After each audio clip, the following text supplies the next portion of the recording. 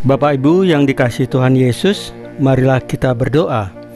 Doa yang diajarkan oleh Tuhan Yesus sendiri. Dalam nama Bapa dan Putra dan Roh Kudus. Amin. Bapa kami yang ada di surga, dimuliakanlah nama-Mu. Datanglah kerajaan-Mu, dan jadilah kehendak-Mu di atas bumi seperti di dalam surga. Berilah kami rejeki pada hari ini, dan ampunilah kesalahan kami, seperti kami pun mengampuni yang bersalah kepada kami. Dan janganlah masukkan kami ke dalam pencobaan, tetapi bebaskanlah kami dari yang jahat. Ya Roh Kudus, hadirlah saat ini untuk memimpin dan membimbing kami dalam membaca firman Tuhan Yesus dan merenungkannya, sehingga kami dapat mengerti maknanya dan dapat kami laksanakan dalam hidup kami sehari-hari di tengah masyarakat kami. Pembacaan Injil Lukas bab 11 ayat 37 sampai dengan ayat 41. Berikanlah isinya sebagai sedekah. Pada suatu ketika, selesai mengajar, Yesus diundang seorang Farisi untuk makan di rumahnya. Maka masuklah Yesus ke rumah itu lalu duduk makan. Tetapi orang Farisi itu heran melihat Yesus tidak mencuci tangan sebelum makan. Lalu Tuhan berkata kepadanya, "Hai orang-orang Farisi, kamu membersihkan cawan dan pinggan bagian luar, tetapi bagian dalam dirimu penuh rampasan dan kejahatan. Hai orang-orang bodoh, bukankah yang menjadikan bagian luar?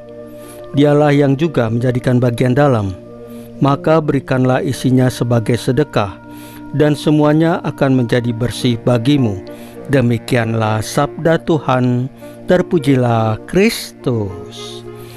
Bapak Ibu yang dikasihi Tuhan Yesus, Tuhan Yesus hari ini mengingatkan kita lewat firman-Nya, berikanlah sedekah, dan semuanya menjadi bersih bagimu. Firman ini bukan hanya soal memberi uang atau barang, tapi soal bagaimana hati kita terbuka untuk mengasihi. Kadang tanpa kita sadari, kita bisa begitu sibuk dengan pekerjaan, rutinitas rohani, pelayanan, tetapi hati kita belum sungguh-sungguh tergerak untuk berbagi dari kasih yang tulus. Sedekah yang dimaksud Tuhan Yesus bukan sekedar tindakan sosial, tetapi sebuah cara untuk menyucikan hati. Saat kita memberi, kita melepaskan diri dari kelekatan, dari ego, dari keinginan untuk diakui. Kita belajar menaruh kasih Tuhan dalam tindakan nyata, dalam perbuatan nyata, bukan hanya dalam kata-kata. Dan justru di situ hati kita disembuhkan, karena kasih Tuhan mengalir melalui kita kepada sesama. Mari kita lihat diri kita masing-masing, di mana Tuhan Yesus sedang mengundang kita untuk berbagi. Mungkin bukan dengan materi, tapi dengan waktu, perhatian, atau kehadiran.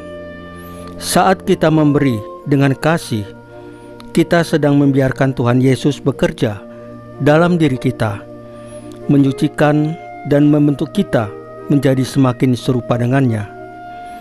Bapak Ibu yang dikasihi Tuhan Yesus, marilah kita berdoa.